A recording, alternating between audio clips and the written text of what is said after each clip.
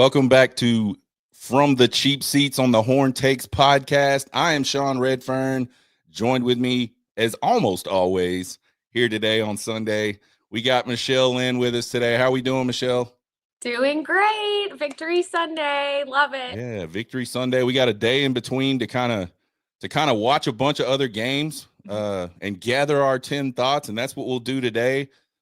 Pretty crazy game. Pretty wild. Could be ending to the season, I guess, so to speak, for the Texas Longhorns. But always good to beat a rival. Always good to go out at home for the seniors. Just really good to see the team kind of put in a really good effort down the stretch when things honestly just haven't gone so great this year altogether. I think the chances of moving on even before this weekend pretty bleak. Just from a statistical kind of perspective, you never know what's going to happen. We'll talk about all that stuff later on as well. But before we do that, let's talk about our friend Chinook Seedery. ChinookSeedery.com, 8 great flavors, the best seeds ever. Go over there, check those guys out. Use our promo code HornTakes. You get 10% off your first order. Big Texas company, big college baseball fans. Make sure you support those guys. Good stuff over there. If you're joining us today, first of all, happy Thanksgiving. I hope you all had a great Thanksgiving. Hope it was full of good food, fun, fellowship with the family and friends, whatever it was. I hope it was awesome for you guys.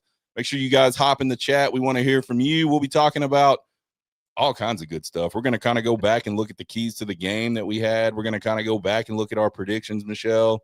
We'll start talking 10 thoughts, and then we'll look ahead to what lies ahead for this Texas Longhorn team for the rest of 2020, got a little 20 there, 2025. We'll see what they got left, what's possible, what's not possible, all that good stuff. Michelle, first of all, just give us without digging into all the thoughts and stuff, what were you thinking during that game?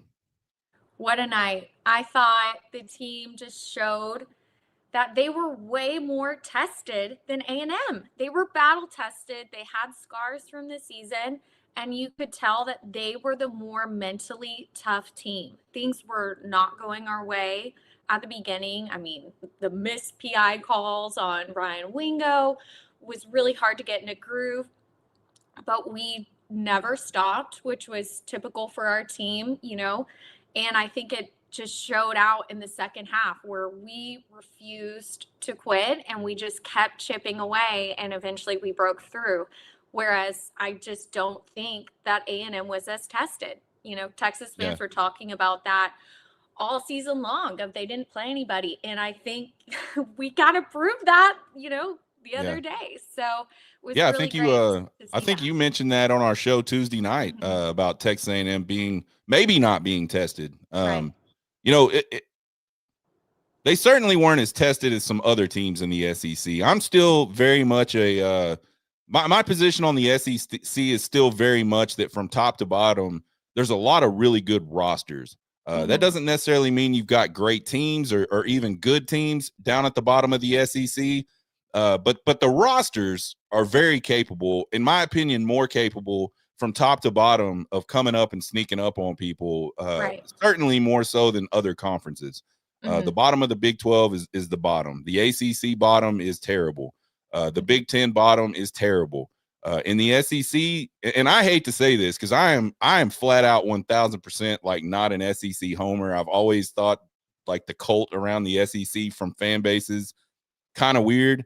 But there's a lot of great rosters, a lot of great players that come out of the SEC, and they're spread all across those rosters. So to say that, to me, to say that Texas A&M doesn't deserve 11-0 coming into that game. And I'm not saying you said that, Michelle, but I don't think that's it. But you were 100% right. They hadn't played some of the upper echelon SEC teams. In fact, they hadn't played any of them until they played Texas. And so, I think we saw a little bit of that Friday night. We saw a team that was kind of used to just kind of having their own way physically with another team, and that just didn't happen Friday night in Darrell K. Royal. And I think, to your point, that was something that was tough for them to overcome, and they just Right. ultimately couldn't do it. So yeah, I mean, I think high level, it was certainly a game of resiliency by this Texas Longhorn team. Just, the whole season itself has just been kind of shitty, I mean, it's hard to say that about a 9-3 team, but it's been a disappointment. That's the best way to put it for everybody, not just fans, not just the coaches and the play. It's just not been what Texas fans, what the Texas team, what that staff expected to get out of 2025. But to have them really never give up on anything the whole season, I think, again, speaks to that culture that Steve Sarkisian's been able to build here at Texas. And those things matter. And I think regardless of how this year ends up, with whether they get in a playoff or not, if they don't get in a playoff, well, we'll save that for later. You still have that culture, and I think that's a positive sign for this Texas Longhorn team. Let's go back and talk keys. Michelle, you had 3 keys Wednesday night. Touch on them real quick. Did we hit them? Did we not hit them?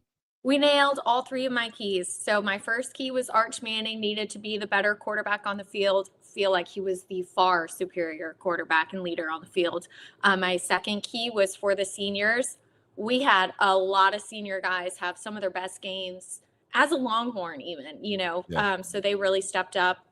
And then my third key was about Coach Sark and just having this be his kitchen sink type of game, do whatever it takes. And we saw some creativity from him in the red zone, and he went to the run game, which was good. I'm sure we'll touch on that later. So I thought all 3 keys were nailed, and overall, even though it wasn't a perfect game, I thought it was a really, really good game against a great opponent. So yeah, my 3 keys, I feel like they hit them all as well. They needed to protect Arch Manning. They did give up a couple sacks, I think, in that game, but for the most part, the protection held up really well. And it wasn't just protecting him in pass pro. It was formation-wise. It was sprinkling in enough run.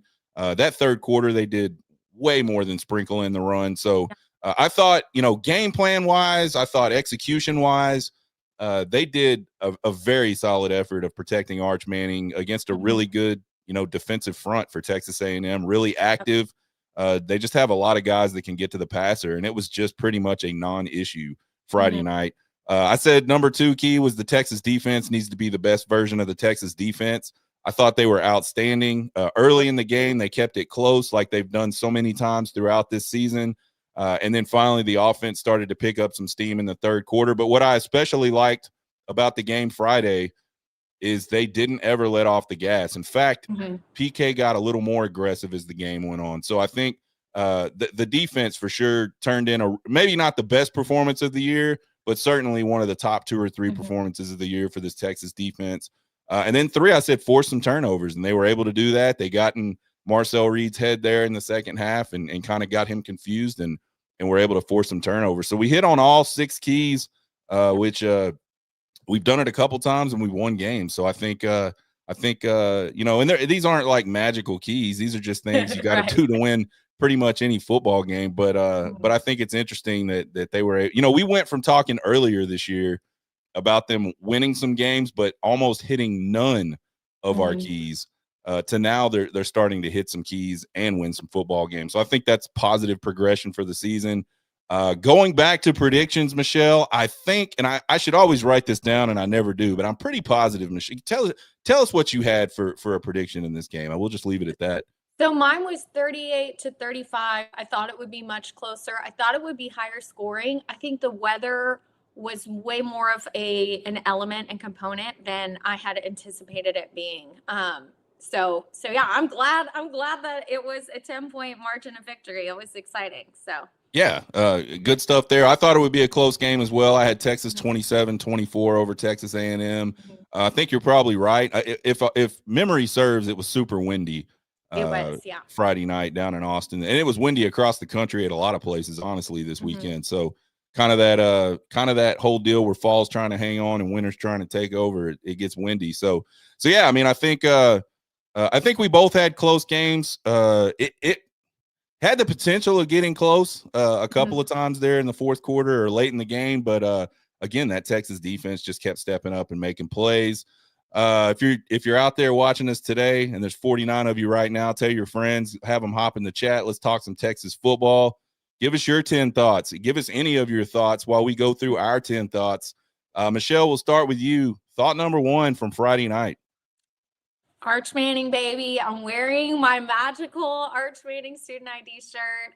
I thought he was nails. I mean, his accuracy, you could tell, was a little bit off to start the game, but unlike at the beginning of the season, it really didn't rattle him, and he just got better and better as the game went on. And I think it was just overall such a gutsy performance. And again, his long touchdown run in the fourth quarter to sort of stamp the game, put it away, was so nails, because I think at that point Texas A&M had come back. It was 17-20, and I knew on that drive, I said, if we can't get points on the board on this drive, A&M's going to come back and win the game. But he evaded the pressure. He did an awesome job, had some great throws to Jack Indries, and so that touchdown to just kind of like put a stamp on his season was so awesome to see. His longest run of the season, I think, too, or at least his longest touchdown run of the season. And I just think overall, seeing the progression from the beginning to end, he really developed so much from a leadership perspective, from an accuracy perspective. And I thought a notable stat for just the whole season in general was he had 0 fumbles lost the entire season. And he was one of the most pressured quarterbacks, one of the most, hit quarterbacks. He didn't have that many sacks just because he was really good at evading them. But I thought that was such a key component to this game, the no turnovers, no interceptions. And then again, for the season as a whole, just recognizing that improvement from last season, because last year he would kind of put the ball on the ground. I'd say last season, the team in general would put the ball on the ground. There were a few players who would. So I just feel like I'm looking at the whole body of work, and I felt like last night, or, 2 nights ago, was such a crowning moment for him. He really just put his stamp on the season, and I was so proud to watch it. Yeah, it's interesting you mentioned the fumbles. I could be wrong, but I think this Texas offense has only lost 1 fumble all season, which is really, really good compared to where they have been the last couple of seasons, fumbling the football. So kudos to the backs. Kudos to Arch Manning for, sort of improving that pocket presence. That was one of the ones I had written down, Michelle, was kind of despite the stat line. I thought Arch was brilliant. He made plays with his arm, made some really nice throws in some really tough spots. Clearly he made plays with his legs. And I think the biggest thing for Arch Manning from last year to this year, and it makes sense, he's had an opportunity to play a lot of football and much more consistently this year, but his pocket presence and his ability to navigate all that pressure are elite right now to me. I mean, you'd be hard pressed to find a guy that feels it as well as he does and makes the right moves with his feet to get back into position to deliver passes. That one he threw, man, I can't even remember who he threw it to, but he sidestepped the pressure, stepped up in the pocket, got the ball over a linebacker, and just dropped a perfect dime late in the game. That was one of the best plays you'll see that, most people just don't even get how hard it was what he did. Right. So yeah, I thought Arch was clearly the better quarterback throughout the game, and I thought that just his growth from the beginning of the season to the end of the season, regular season, just outstanding. So yeah, man, kudos to Arch. That's definitely a big one. My number one thought, Michelle, Texas plays a complete game for the first time all season. I felt like, I mean, we've been talking all season about how one week we'd see the offense do really, really well. The next week it would be the defense that played really well. We had a stretch in the middle of the season where really you could argue we survived won 3 games because of special teams almost exclusively. And so, but we hadn't ever seen all of that at the same time. And I felt like Friday night, this team just did a really great job of playing complementary football. They stayed clean from a penalty perspective for the most part, which is something we have not seen this Texas team be able to do all season either. And so to me, it was shaky early. A lot of the things that we'd been talking about all season were just kind of starting to bubble up, and but they kept sticking around, and that defense kept holding serve, and I think that was huge. And then they had a massive third quarter led behind Trey Wisner's 100+ yards rushing. And so that, to me, that third quarter was where they just came out of the locker room and just took the game over. And so yeah, it was really awesome to see what it looked like when this team could put it together, because I think we could all imagine what it would look like, but we just hadn't seen it. So that's thought number one from Sean is, man, what an outstanding job of picking the right time to have that first complete game of the season. Right. Better late than never. And to kind of touch on all three phases, I'd say all three phases of the game had a signature moment. There were multiple on special teams with the blocked kick. And then those 2 field goals made by Mason Shipley were not gimmies given the condition, especially the 46-yarder. So I thought he was nails. He was great all season long, under 51 yards. I think he may have been 100% of kicks that were below 50, or maybe he missed one on the season. So, I mean, kudos to him. He did a great job. Those points were really needed. And then on defense, like we talked about the turnovers.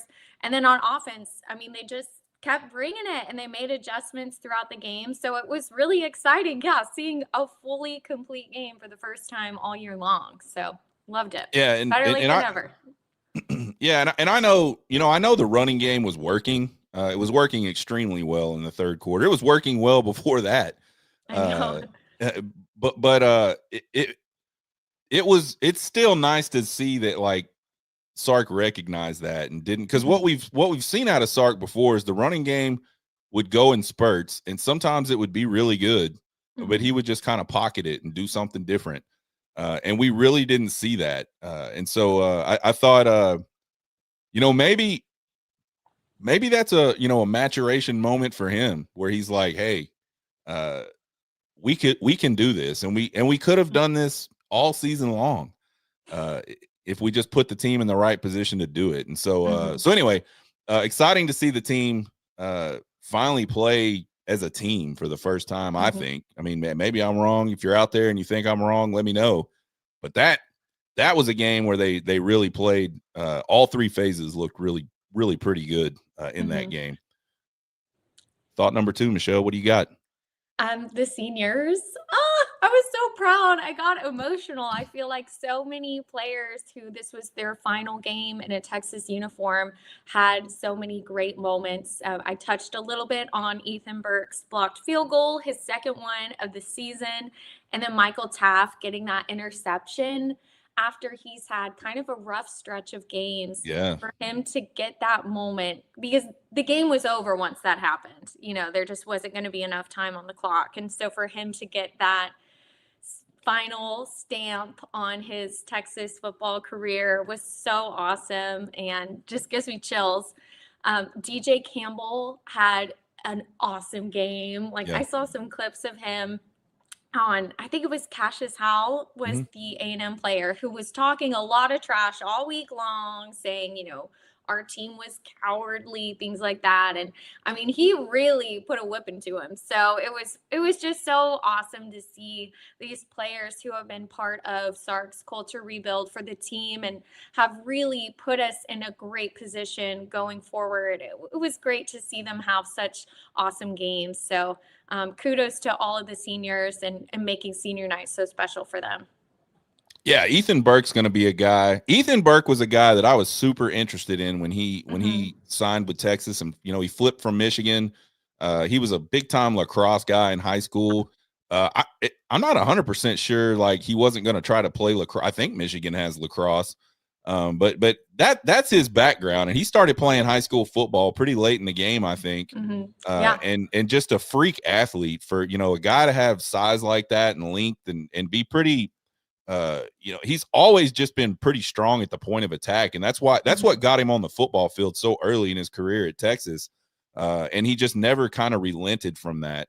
And it's really funny to watch a guy like he's an Aggie killer. He's done it 2 years in a row. I know. In the only 2 opportunities, him and Trey Wisner are Aggie killers, just 100%, no doubt about it. So, yeah, Ethan Burke is a guy that he never quite, to me, reached the level that I thought he would.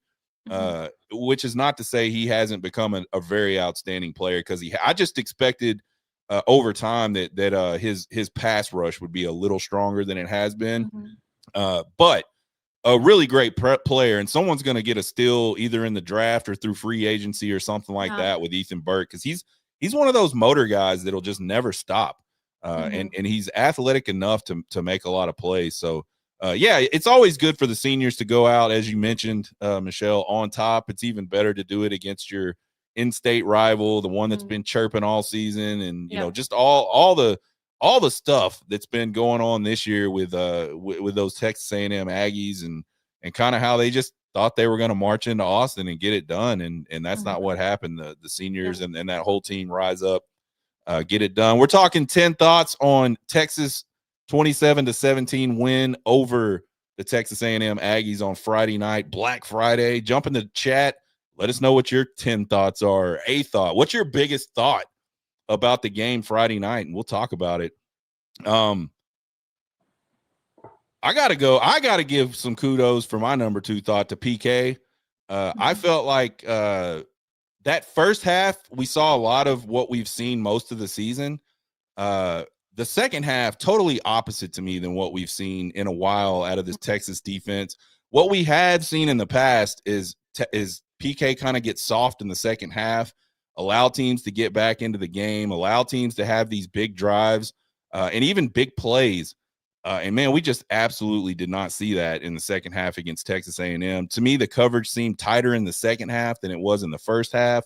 We saw him bring pressure way more than we normally see. That's just not a PK thing. He doesn't do it that often, but he did. He dialed up some pressure in this game and dialed it up. It still wasn't a lot. I think I saw CJ Vogel say 6 blitzes the entire game, which for PK standards is a lot. For a lot of defensive coordinators, that's the first quarter. It's just not his deal. But he brought him at the right time, and they were able to cause problems for Marcel Reed in that offensive line, and we got a couple of turnovers. So, and you just look at it, that's a dangerous Texas A&M offense, and they held them to 17. I think the biggest, bright spot about the whole thing, 7 in the second half. We've gone stretches. What was it? The last 3 games, 56 points, I believe, is what Texas has given up in the fourth quarter of those alone. games. Yeah. So for them to come out and put in that type of performance was huge. And so, yeah, man, kudos to PK. I don't have no visions of grandeur that he listens to anybody outside of that room where he works. But it was great to see that they switched it up. They threw a couple of curveballs at Texas A&M at the right times, and it paid off. And a huge part of the win on Friday night was that defense just staying relentless and confusing Marcel Reed down the stretch. I agree. And I think it was also big because we had Anthony Hill out, who's one of our best players on the team, period. Yeah. And so to see, some of the players step up around him and see PK be able to come up with a game plan to adjust to that was awesome. So, and so many of the elite speedy wide receivers for A&M. I mean, I was nervous for our secondary, but Kobe Black had a great play at the end of the game, which we haven't even seen much of Kobe Black. Yeah, Kobe Black's been a guy that when he has played, hasn't really lived up to that sort of 5-star, at a high school thing. Man, I thought he played out. They all did. I mean, they did. There was not a lot of leakiness in that secondary at all. As you mentioned, Ant Hill was out. That's a huge blow to this Texas, because he's a huge part. He was a huge part of the game plan last year with spying Marcel Reed and making sure he didn't get loose running the football. And if memory serves, he might have got a couple of decent runs in this one, but I don't think he by any means just kind of ran wild on Texas. So whoever was in that role, and someone surely was, did a great job filling in for one of the best in the country at that position. So again, I think that just speaks to something that I was talking about, and a lot of people were talking about right after the end of last season. You look at this roster, there's a lot of dudes on that defensive side in all 3 levels. In some cases, I feel like there's guys that are second string guys for this Texas defense that could go start at other big schools, not just like small schools. I think there's guys that could go play for a lot of really good football programs on that defensive roster. So, yeah, they had dudes, and man, they all showed up Friday night. So that's good stuff. Man, I gotta go to the O line. I gotta say my third thought is that Texas offensive line got to be the MVP of offensive MVP of this game. I mean, they held up really, really well against an elite pass rush. You mentioned DJ Campbell. You mentioned Cassius Howell. Cassius Howell's a guy that, and I forgot what school he came from. Not a very big school, but he showed up here at Texas A&M and has really had a great season. He's got better statistics than Colin Simmons, who we all know has had a great season here at Texas this year in his sophomore campaign. So Cassius Howell is a guy that's hurt a lot of people's feelings this year with his play, and he was basically a non-factor. Like I can't really remember a single play from Friday night where I just went, oh shit, here comes Cassius Howell. Like he just was almost not noticeable on the field, and you got to give credit to that offensive line for that. DJ Campbell certainly a big part of putting him on his ass at least once, and then putting him on his ass again on the same play. So you got to love to see that. We're gonna miss DJ Campbell. You talk about Ethan Burke being gone. You're gonna miss a DJ Campbell as well, because I think outside of Trey Wisner and Arch Manning, he's your only other tough guy on this offense to this point. And I just mean like a nasty dude that just likes to. He's just out there to hurt people. And to me, that's 95% of what football really is just out there in a controlled environment trying to hurt people. And I don't mean like hurt them for the season. I just mean like physically dominate them. So yeah, man, the O-line outstanding. They took the game over in the second half, especially on the ground, just ripping off big chunks of yardage in the running game. And that doesn't happen if those guys up front aren't doing what they're supposed to be doing, and then physically winning matchups. And I think for them to be able to do that against that defensive line, that front seven, pretty big time for an offensive line that started the season with a ton of question marks, didn't play great really for the majority of the season. And then to come out and have that type of performance in that type of game with hey, I mean, your season's on the line. And it almost looked like they went into the locker room at halftime and they got challenged. And they said, hey, this is what we're going to do. You guys have to go help us win this football game. And they did. And so, man, kudos to that group. We'll lose one. We should maybe get the rest of them back. Trevor Goosby's a guy that's kind of on the fence. He's eligible to go into the draft.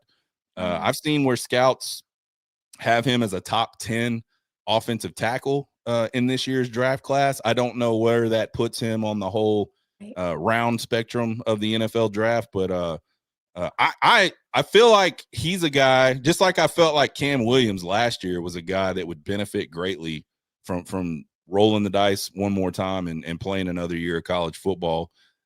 His is a little different situation than Cam Williams, but man, I think a shocker to us all for Cam Williams to be considered as highly as he was. And then make that decision, and then ultimately he fell very, very far in the draft, I think. So so anyway, point being, like, Trevor Goosby's a guy that could be out. DJ Campbell will certainly be out. Everybody else should be back, and then can they build around that nucleus and get some guys? Actually, I think there may be one more. I think one of the interior guys. Yeah, Cole Hudson will be out because he's played all 4 years. And I think he had a really solid game for himself too. Sure, he's had a good season. Yeah, he ended the season on a high note. I think finally making that pivot, putting him at left guard and getting Robertson at center, I mean, it was a season-saving move for sure. Yeah. Well, and Cole Hudson came on last year to me in the playoff run at guard. And so he's a guy that's played a lot of football, so he'll be missed as well. Yeah. So yeah, it'll be an interesting. I know we're kind of getting off topic, but it'll be an interesting offseason from a portal perspective. Do you think you got guys behind these guys that can play? It'll be interesting to see how the staff handles the offensive line this year versus the way they handled it last year. We're through 3. I believe we're through 3 thoughts. Michelle, what's your 4th thought? Correct me if I'm wrong. I could be wrong. I'm just having a good time talking Texas we're football. just chatting it up. Yeah. Yeah. I think we just have to give a moment to Trey Wisner. We keep on touching on him, but I think it's wild that in both seasons, last year and this year, his best games came against OU and A&M. Yeah. And like, he is the rival killer, period. And what's so wild is we finally have had a plus 100-yard rusher against A&M this year. And I mean, I think everybody in the pregame lead up, if you had told them that we would have our first 100-yard rusher against the Aggie defense, they'd be like, you're crazy. What are you taking? So I'm just so happy for him that he could end this season on a high note. I know he struggled with a hamstring injury early on, and then with the offensive line and just the way the flow of the games worked this year, it just hadn't really worked out. But it looked like we were able to use a few different things that we did against OU too. And that is what he had success with. And so I'm just so happy for him. He's such a great team player. Like, you never hear a bad thing about him, and he always gives his all. So for him to, again, just finally get that 100-yard game, because he was like at 96, I think, in the OU game, for him to finally get that 100-yard game this year, for him to have all those moments the past 2 seasons. I mean, he's going to go down as a Longhorn legend just for that alone. So yeah, really I think you'll see Trey Wisner running wild on Oklahoma and Texas A&M all over the video board for years to come, probably during those types of games. Trey Wisner's a guy that way back when he committed to Texas, he was like my dark horse offensive guy out of that class. I really liked his versatility when he played. I believe it was DeSoto, Texas, where he played. Really liked his versatility. I loved his speed, and the speed part of it hasn't necessarily translated as much as I thought it would, but he is super versatile. For a guy his size, he plays a lot bigger than what he actually is. He's got sort of that, just kind of mean streak in him where he likes to deliver blows, even though he's not the biggest guy typically that's going to run into the other guy. So yeah, you got to love Trey Wisner, and this has been a rough season for him. I think a lot of people expected. I mean, I've talked to people during the off season that were saying Trey Wisner is going to be up there in the Doak Walker conversation. So for it to just start out the way it did, and him to get hurt kind of right off the bat and kind of have to work through all of that, and then really just being an offense that just wasn't great at executing running game, and then would just almost kind of shit can it. Had to be frustrating for a guy like that. So for him to be able to, get the opportunity and make the best of that opportunity in these really big games has been awesome to watch. So yeah, I think I'm trying to think if Trey Wisner, I think, is eligible, but I'm not sure he's out of. He's eligible. I've seen some people say he could potentially declare because it's not viewed as a really strong running back class. But I think he's going to be a guy that sees what his draft grade is, and then he'll make it. Yeah. So make a decision from there. Yeah. So a great point, man. Kudos to Trey. Yeah. I mean, you can't say enough about that performance Friday night. My number 4 thought is, man, it seemed like the first time in a long time where Sark was willing to play that type of game. One of my criticisms of Sark has always been, and I let me qualify that. First couple of years, Sark, completely different story than the last 3 years, Sark, in terms of the roster he's had, the expectations fans should have about what they can and can't do offensively. And so to me, when I say for a long time I've been talking about Sark, I really mean just these last 3 years as he's got that roster to the point where he wants it. He just has been really unwilling to play that sort of knockdown, drag out SEC type game where the score is just low. Like, he likes to score points. I get it. He likes to throw the ball all over the park. I get it. But there's sometimes in this league, and we saw it yesterday with OU and LSU. That could have been probably the most boring offensive game we've seen all season. But that's the type of game that game ended up being, and both coaching staffs had to get comfortable with that Mm-hmm. and play that type of game. And so it was really refreshing Friday night to see Sark wake up in that type of game. And that type of game just happens.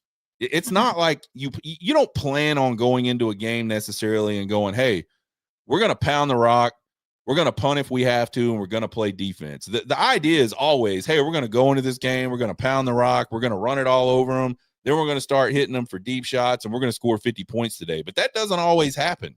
Mm-hmm. And Friday night was a perfect example of how that game, a lot of people thought this was going to be an offensive slugfest, big shootout type of a game. And it just didn't end up that way. And so as a coach, you've got to be able to go, okay, this is the game we're in. Here's what we've got to do to win this game tonight. And I was really excited and happy and proud, whatever you want to say, that Steve Sarkisian was able to do that. He looked comfortable for the first time in a long time, just running the ball and punting if he had to, and not putting so much on that passing game, not putting so much on that offensive line from a pass pro perspective. And he was comfortable just to play defense behind that. So kudos to Sark. We'll see if it becomes one of his mentors lived with that type of game plan week in, week out, and was able to win a ton of national championships.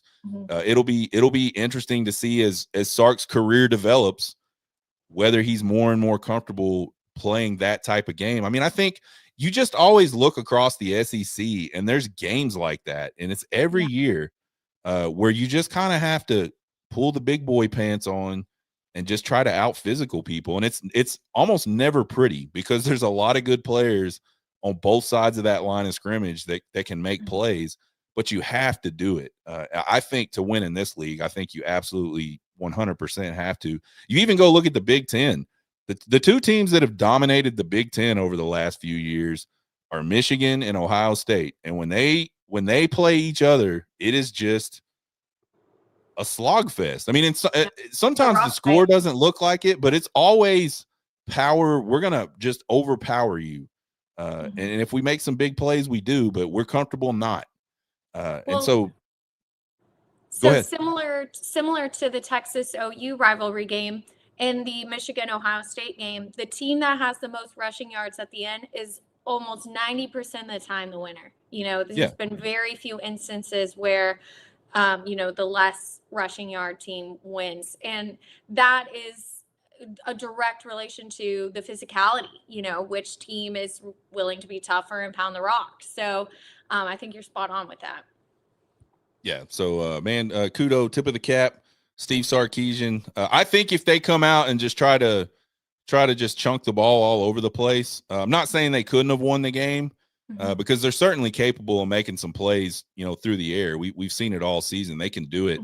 But man, it just makes it a whole lot more difficult on the players on the defense, the defensive staff, to when they know they've got to defend two things. And so I whether it was an accident or not, I don't know whether we met that threshold that Steve Sarkisian likes to see in the running game. And it's hard to imagine they didn't because they were ripping off like 12. I mean, the first play of the third quarter for them offensively was I think like almost a 50-yard run by Wisner. So they were ripping off chunks of yards in the running game. And so whether it was that or he just kind of went in at halftime and said, hey, we're going to have to run the football. Y'all get ready because that's what we're going to do. I don't know. But sure was good to see the team kind of be able to go out and win that type of game. Because I think, to me, that's the only type of game this team hasn't won this year. It was a really physical upfront. We're going to run the football and make you not want to tackle anybody type of game. And they finally do it again. Great timing. For sure.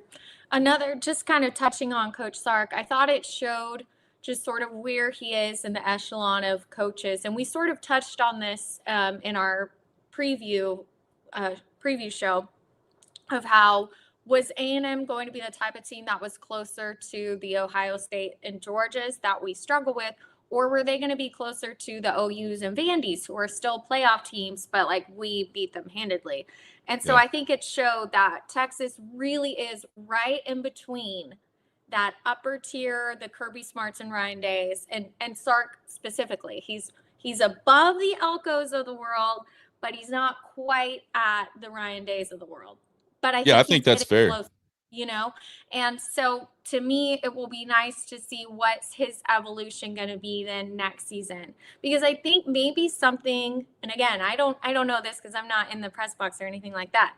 But I think something that probably helps them at halftime make those adjustments, because I'm not sure if you remember, they moved AJ Milwee, the quarterback coach, to be in the press box, Mhm. because before they didn't have really any assistants, or at least any assistants that Sark would listen to up there. He may have seen something and just being able to see the Yeah. all 22 and been like, hey, if we try this, and I think it worked, like that to me would make sense. And it's the type of adjustment that wouldn't have been made earlier on in the season, because we didn't have that type of a coach in the press box to be able to deliver that information to Sark. And so I just think that throughout the season, Sark has typically been a very stubborn coach, but I think he made a lot of adjustments this year. Maybe sometimes a little slower than Texas fans would have liked, but I think it was growth in that area. And I'm excited to see like what things he takes away from that in the offseason to then, even further fine tune things for next year. What lessons he learned from those adjustments he made, which ones he thought were positive contributors or not.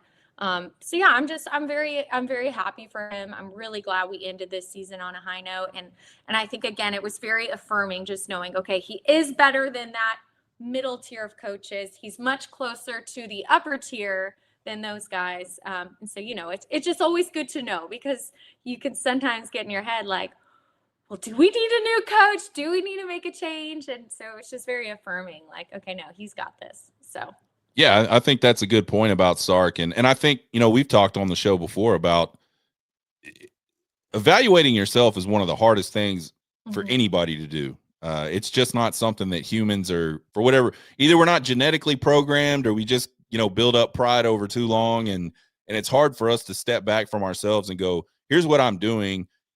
Are these things working? And then if they're not, like, what things should we do? What things should I change to try to get better? And so to me, and this is everywhere, this is like, I mean, you can apply this to not sports, not business. You can apply it to your family, like almost every aspect of your life. It's important, I feel like, once a year, step back from yourself and say, hey, what could I do better? And from a coaching perspective, I think that means getting in a room with all of his assistants, all of his coaches, and saying, all right, what worked this year? What's not working, and how do we fix it going forward? And being really open to whatever feedback you get. And you talk about culture, you have to have an environment where people feel safe to say, hey, coach, here's my 100% God honest truth about this. You're not going to hear it, but I'm going to tell it to you anyway. And that's okay. And I don't know. We'll see. You mentioned it. Sark is stubborn, at least from the outside looking in. He is a very stubborn guy. And that's not necessarily an indictment of Steve Sarkisian. right. A lot of really good coaches are stubborn. That's why they're good. But I still think I still think guys even like Coach Saban, Coach Kirby Smart, Ryan Day, who now has a national championship. Back in the day, Urban Meyer. Those are guys.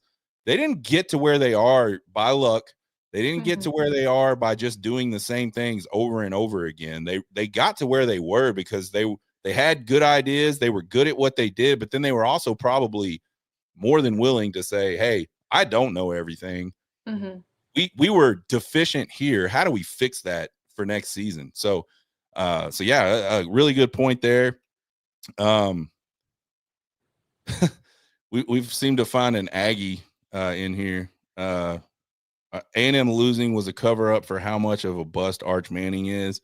Okay, Brady, that's fine if you think that, but that's insanely stupid. But that doesn't surprise me.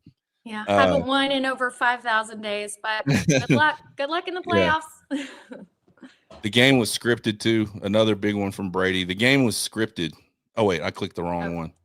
Oh, he's a Texas Tech fan. Okay. Yeah, the game. Okay. Yeah, that makes sense. Hey, Brady, you should probably go and like be happy that your team is doing so well for the first time in your life. I know. Instead of climbing in here and making rude comments, but whatever. Yeah. So yeah, it'll be interesting to see, whatever happens the rest of the way once the season is over, what the staff does in terms of not only personnel, but maybe we see some changes in responsibilities. Maybe we see some changes in just philosophy going forward for 2026. Not sure. We'll find out pretty quick because they're gonna have to start hitting the portal and all those things pretty hard here pretty quick. So let's move on. I think I owe one more thought, and honestly, I think we've covered it. It was a big time game for Texas. There was a lot to be happy about if you're a Texas fan, not just the win itself, but all of the pieces that led up to that W on Friday night. A lot of good stuff there. But let's now kind of shift gears, Michelle, to the rest of 2025. We knew I said, first of all, and I'll eat some crow on this. I didn't think there was any way Texas would be in this position to be 9-3. I thought we had 8-4 staring us right in the face. I honestly thought that's where we would be. But again, you go back to the resiliency of this team. They figured out ways to win games down the stretch. And they're sitting at 9-3, and at best that puts them at a position to where now they're in the conversation. I think I've said it on here. I've told my wife this multiple times. Every time they talk about the playoff now on any kind of college football show, they're going to mention Texas. We saw it last night. They threw a graphic up. There was 5 teams on it. And the last words of that segment were the team that you don't see on this graphic, the Texas Longhorns. Or can they be a 9-3 team, the first 3-loss team to get into a playoff? And that's going to happen for the next 2 weeks, Michelle. So I guess I go back to like what we needed to happen yesterday for that to become more of a reality, which again, I still don't think it's that big of a reality, even with these things happening. Almost none of that happened. Yeah, we did not get any favors. We haven't gotten any favors the past few weeks. I think it's going to be really tough. I think the only way that we have a chance is if, and I'm not sure if this is even in their committee guidelines or not. If the committee decides, okay, let's just reset the table, because so far what they've been doing is just each week tweaking the previous week's adjustments. Yeah. If they go into it and say, okay, before conference championship weekend, we're going to start over and let's analyze each team, their record, who they've beaten, who has the head-to-heads, strength of schedule. With strength of schedule actually playing a factor, because I don't think it's played that much of a factor so far. So if they're willing to like reshuffle all the deck, I think we would have a chance, because if you look, there were a few graphics I saw today that in the SEC, we are 3-1 against all the other teams who are going to be in the playoffs. Like, how does that make sense that we would then be the one left out when the others, some of them are even like 0-2 or 1-2, so it just doesn't make any sense to leave us out. So I think the only way we really stand a chance is if they're willing to reset the table and go off of what they said they would to start the year, which is the strength of schedule and honoring the head-to-heads. And I think that the team that should be nervous is Notre Dame, because I guess their best win would be against USC. But I think USC has 3 or 4 losses. Yeah. So I just am not sure. I'm not sure if the committee would be willing to do that. But I think that Sark did an amazing job. He pulled out his Mac Brown card and he was politicking like crazy after the game. I thought his speech was amazing, and he's really made it hard on the committee. How are they going to speak to leaving a team out that for the first time since 2019 beat 3 top 10 opponents at the time they played them? How do you justify that? Yeah, it's this Texas team this year to me, Michelle, is a very interesting case. And this whole playoff season is a very interesting case, and how this playoff thing works. If we kept it at 4, Texas has been out of the picture for a long time. Yeah. If you go to 8, Texas has been out of the picture for a long time. But this whole get it to 12 thing, everybody thinks that makes it easier. In my opinion, it's the exact opposite. It makes it that much more uncertain who are the teams that should get in. And listen, every single team that's in that, sort of, to me, like that top 16, that group of number 16 to 12, they all have something to say about why they should be in it. There's an argument for everybody.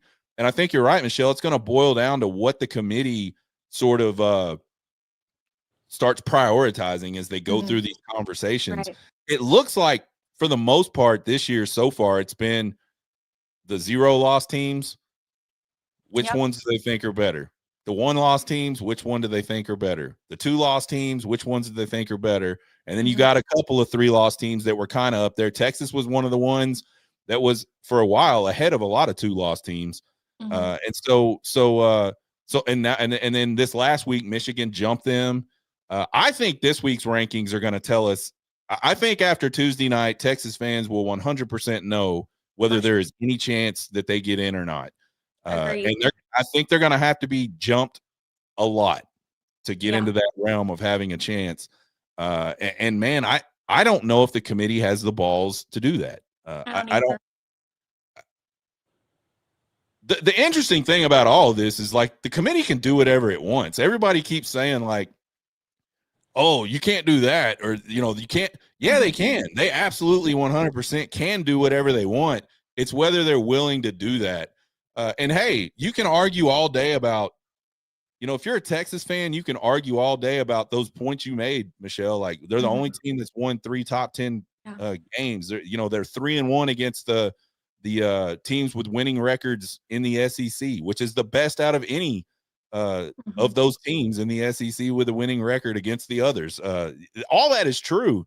The thing to me is, like, though, you put Texas in, there's another team out there that can't go in, and they're going to have some sort of argument like that. And I don't know what's right. I got to be honest. I know what my brain tells me, but I don't know what the committee is going to do. I do know this. Yesterday was not good. If you're a Texas fan and you were kind of going, hey, we need some of these things to I think one of the things that needed to happen happened. And I can't even remember it off the top of my head who it was. Michigan losing was good. Michigan. That's it. Michigan losing to Ohio State was good. That was it. Pitt got blown out. Oklahoma wins a tight one against LSU. Auburn shrewded it and gave up a chance to maybe beat an Alabama team. Georgia Tech beating, I don't know if Georgia Tech beating Georgia would have mattered at all for Texas, but it's just kind of you see Vandy go into Tennessee and just absolutely they went kick the shit out of Tennessee. Like, from a things that could certainly impact it, without the committee being directly involved, those are all gone now, in my opinion. Like, that's not there. So then I think the question is, does Texas deserve to be in the playoff? And to me, there's a huge difference between deserve and will be or should be. I think a lot of teams every year probably deserve to be in a playoff. Like, you talk about these North Texas and like Duke now. Duke can win their way into the playoff at 7-5. Criminal. Do they really deserve to be in the playoff if they manage to win the ACC? I don't think so. No. But they're gonna be if they win the ACC. So let's go to this question. Like, what are your thoughts? Like, put a percentage on it? Texas making the playoff or not? I'll put it at 20%, pretty low. But where I think there is a chance is when they decided to go to 12 teams. They said they wanted to make a conscious effort of not making it about who you lost to, but who you won against. And Texas has arguably 3 of the better wins of anybody who is currently in the top 10. And so it's going to be, okay, are you actually going to honor that? Because the whole premise was, wow, what are we I remember Kirk Herbstreit even talking about it. What are we teaching these college students, that it only matters who you lose to, or you have to be perfect? Like, the whole goal of it was you don't have to be perfect, but if you can build the resume, you could go in. And we will be factoring in strength of schedule and the fact that you scheduled a tough non-conference. But so far they have not. Yeah. They've basically been BCS without calling it, Yeah. BCS. No, you're 100% right. And I think So, that's what's to me it's dangerous. Like, I think the committee has to be really careful this year yeah. with how they do this, because if and I'll just leave Texas's name out of it. Any team with the resume that Texas has this year that the committee leaves out, you're going to set that precedent. You're going to send them, whether it's right or wrong. Because I don't agree with the logic that's behind this sentiment, but the sentiment is real and it's pervasive. Is if you leave me out of the playoff because of losing a game on the road the first week against the defending national champions 14-7, if I don't make the playoff because that game was on my schedule, I'm not scheduling that anymore. I'm going to schedule some bogus Power 4 because I have to now, because the SEC says I have to. So I'm going to schedule the weakest Power 4 team I can find, and I'm going to go beat up on them, and then I'm going to be guaranteed to get in. I don't think that's the message the committee would be sending, but that's how it's going to be received. It's already how we're spinning it. It's already how yeah, exactly. 99.99% of everybody, Texas fans certainly included, but there's fans of other teams saying the same things. Yep. It's going to kill out of conference marquee matchups. And I think long term, that is terrible for college football. I don't want to see home games against shitty teams. I want to see every other year a home game in the out of conference against a really good team. I want to see Texas. I want to be able to go get on a plane, go to Columbus, Ohio, and watch Texas have an opportunity to make a big statement early in the season. I want to go to Michigan and watch Texas go up there and beat those guys in the big house. I want to do all that fun stuff, because to me, that's one of the big parts of being a college football fan. And so the other side of that coin, though, Michelle, is you're gonna incentivize something else if you do put Texas in. And depending on who gets left out, I don't know what that looks like, but you can't de-incentivize something without incentivizing another type of behavior, right? They're the inverse of each other. So I think it's going to ultimately boil down for this committee, what you said. Are they going to go back and really look at what they said when we went to 12 and how they were going to handle that? And then how are they going to prioritize who they leave out and for what reason? Like, what other behavior do you want to incentivize? If I'm the committee, and again, I'm not saying this just because I'm a Texas guy, I don't want to tell college football, hey, man, you shouldn't schedule those tough games, because that's another opportunity you might lose one. And if you lose too many, we're not going to put you in the playoff. Doesn't matter what you did in the other games as far as winning. It's the loss against, it's the 3 losses. And that's what I keep saying. And this is true. It's the 3 losses. If you look at the total body of Texas's work, it's the 3 losses. You win any one of those 3 games, you're 1,000% in. Without even a question. Yeah. And then you go back to, but there's only one you can control. I don't think that really matters. I think you control games on the field. You should have went and beat Florida. If I'm arguing this from my perspective, just not about playoffs, just talking about wins and losses, Texas should have went and beat Florida. A team they should have beat 100%, no doubt about it, and they didn't handle it. Now, that doesn't erase everything you said. 3-1 against the only winning teams in the SEC, which is the best out of any of those winning teams against those opponents. So yeah, I don't envy the committee, but I'll tell you this. We're going to know for sure Tuesday night whether Texas has a chance. If they're not sitting at 10, which would be a huge jump, 6 spots, I don't think they're getting in. There are two other things that we haven't even gotten to touch on. Number one is our loss to Ohio State. We're the only team that lost by one score to them. The only team the Yeah. whole season, you know. And the number two component, if Lane Kiffin leaves, are they going to let any of his coaching staff coach with him? Because he's probably going to take some of those coaches with him. So what are you going to do with Ole Miss? The precedent that was set, even though it was 4 teams, with FSU, your quarterback's injured, you're a totally different team. Yeah. I'm telling you, Ole Miss is a totally different team without Lane Kiffin. I don't want Ole Miss left out of the playoffs. I want to keep that very clear. Yeah. But no one's really talking about it, and it's seeming like the reporting is indicating he would be out. I don't think Ole Miss would let him coach those games. Maybe they do. I'm not sure. They shouldn't. But it's there's weird things. And so to me, I think that the Ohio State component of the fact that we played them the closest of any team, like, that should be something considered. And so I think, I understand if Texas is left out, but I'm definitely someone who's in the boat of like, we really need to revisit how we do the non-conference, because it is about who you lose to. It is not about who you beat, because we beat the 3 top 10 teams. We're the only team in college football to do that. Yeah. And that we can't even get in the playoffs because I know we lost 3 games and we had one inexplicable loss. But it's like you said, if any one of those tips another way, we're in. So why would we risk it? Yeah. It's a really tough decision. Yeah. I'm kind of glad the committee has to be in a pretzel over it, because I've been so pissed off with how they've handled everything. They seem to take it as a joke. Like last week, they did the little 67 thing. And it's like, this is serious stuff. Brooks Austin brought up how, especially for some of these SEC schools, they're small towns, and having a home playoff game is huge for the economy of these places. Yeah.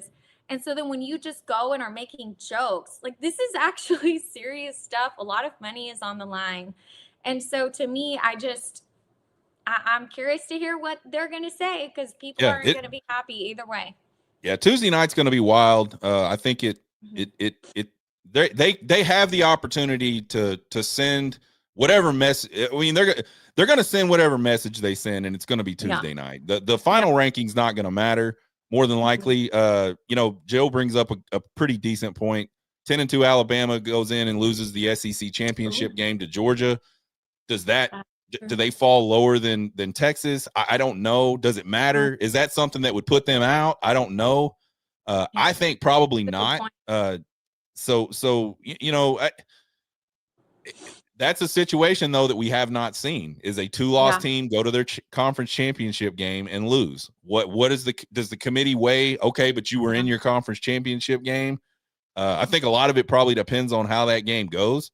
Yeah. If Georgia were to just simply blow Alabama out, then maybe that that drum starts beating. I don't know. I think ultimately, though, Texas is going to have to be in the 10-12 range 100% on Tuesday for any of it to matter. If they're not, I have a hard time believing that the committee just all of a sudden changes its mind the next week when Texas didn't even play and says, oh, no, they're really this now. The games are over for Texas. They've good or bad been able to make the statements they can make. And so I think the committee is gonna tell us where they stand really quick. It's gonna be Tuesday night. We'll see. I don't know. I don't have a great feeling about it. Just simply because the committee has not shown me any reason to believe they're gonna do anything different. And then here's the other thing. If you're the committee and you dropped Texas last week for no reason, Michigan beat Rutgers. That's not a good win. There's nothing about that win that screams they should move up. Texas won their game, right? Yep. Pretty convincingly against Arkansas. So what's it? So like, how do you all of a sudden just reverse that and jump? So like, you dropped Texas last week, but you're going to move Texas up 6 to 4 spots this week. I feel like you mentioned it, the pretzel they've gotten themselves into. Yep. I don't know if right or wrong, either way, they're going to be able to make the decision and stick behind it to undo that. It's already kind of done in my mind. Yep. So I think all Texas fans need to prepare yourselves. I don't think Texas is going to get in the playoff. I do think there are some compelling arguments. You've mentioned them already. I think another one, Michelle, is just having Texas in a playoff from an eyes perspective on TVs would be a big one. There's there's a handful of other teams that are kind of in that same space when you talk about viewership, and so for the business of college football, having Texas in it would be big. Does the committee even care about that? I don't know. It's going to be real interesting. But I think I'm going to do what I'm going to do, which is I'm going to say what I've been saying for weeks now. They're not getting in, and if they do, man, I'll get ready to watch some playoff football. But I would put it at more. I mean, I think you said 20%, Michelle. Yeah. I'm like 5. I just don't. Probably more likely. Just don't see it. But I don't know. We'll see. One last comment. Joe mentioned 16 teams. I don't like that, Joe. Be a lot of teams. It's too much. It's too. I mean, yeah, you get in. Okay, if it's 16 teams, Texas is in this year. No doubt about it at this point. Yeah. But you're just playing a bunch of games to play games at that point. Like, there are not 16 teams with a realistic chance to win the college football playoff. I say it's 4 to 6, and that's it. And it's not the top 4 to 6 teams, by the way. It's not how the committee has it 4 to 6, but there are 4 to 6 teams this year that could go win the college football playoff. And I think they jumped the gun. I think they moved from 4 to 12 too fast. I think 8 would have been perfect, because then you do get a couple of extra teams in. 8, you could have said, we're not doing auto bid crap for the G5. Like, but you go to 12, you got to. Now if you go to 16, there's going to be some other concession where some school gets in that does not have a chance at all. I think the only way to fix the playoff truly is to change the way college football is aligned. Yeah. And you're going to have to put people in conferences or divisions, or, the same thing the NFL does. And you got to win that to get to the next thing, period. And it doesn't matter where you're at. I figure that out. I don't know. But that's the only true way, because now you just got, we got to put this team in. We got to, because it's a rule. We got to put this team. Yeah. North Texas, Tulane have zero freaking shot at winning a playoff game, probably. Just winning a playoff game, much less winning the college football playoff. And that's not a knock on them. They don't have the horses at all. So yeah, I don't know how to fix it necessarily, but I know, again, and I'll stick by this for the rest of my life, there's like 4 to 6 teams. And that may expand to maybe 8 at some point as NIL and transfer portal continue to sort of spread out the talent across more programs. That number may go up slightly, but that's really what it's going to be, always and forever, because those are the teams that can spend the money and not just on players, but coaching staffs, facilities, all those things that attract players. I don't know, but Tuesday is going to be interesting. Michelle, any last thoughts before we get out of here today? Last thoughts are, I'm just really happy we ended this season on a high note. We saw improvement throughout the year. I think the main takeaway is that Arch Manning is the guy. You really wanted to see that by the end of his first year as a starter. And I think, we beat all 3 rivals for the second year in a row. Yeah. You got to be happy about that. If we can't make the playoffs, at least we saw a lot of growth. I would still say not making the playoffs makes it a little bit of a disappointment.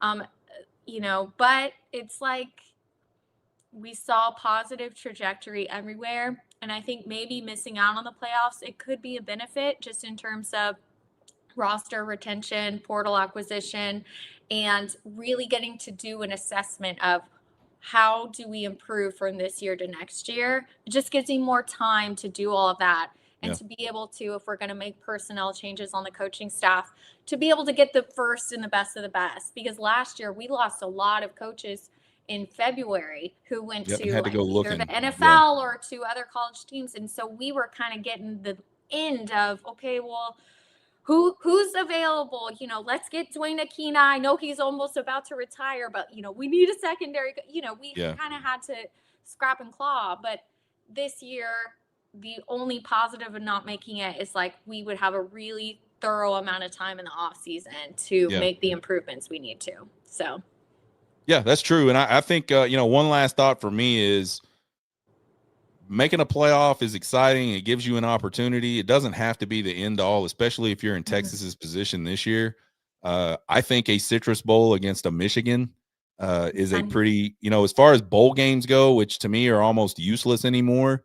That's a pretty interesting bowl to me. pretty good one. It's a rematch from 2 years ago, two really, storied programs. There'll be eyes on that. It's definitely something worth going and winning. If you're a player on one of these teams, it's not, you're not playing Navy in the freaking whatever bowl, or you're not in the freaking Independence Bowl. Not the Texas Bowl. Yeah. So, all wouldn't be lost necessarily. A chance to go 10-3. That's disappointing for us right now. That's not bad for a season, especially the way the season started. You guys check out Michelle over at Twitter at Michelle Lynn with 3 N's 94. It's flashing across the bottom of the screen right now. You can find us on Twitter and YouTube at Horn Takes. I don't know. I'll probably do a show Wednesday night, Michelle, just to talk about this playoff madness. Join if you can. We'll get together and talk about that later in the week. I hope all you guys had a great Thanksgiving. Obviously, it was a great weekend for Texas Longhorns. Thanks for watching us today. Thanks for your comments today. You guys have a good one. Let's pray. That's all we can do. Yes. Y'all get hooked. Hook 'em.